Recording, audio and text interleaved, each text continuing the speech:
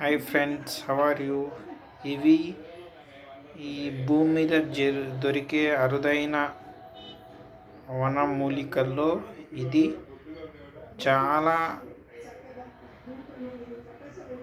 పురాతనమైన ఔషధంగా అండ్ ఇది మనం ఆహారంలో తీసుకోవడం చాలా మంచి బలమైన ఆహారం.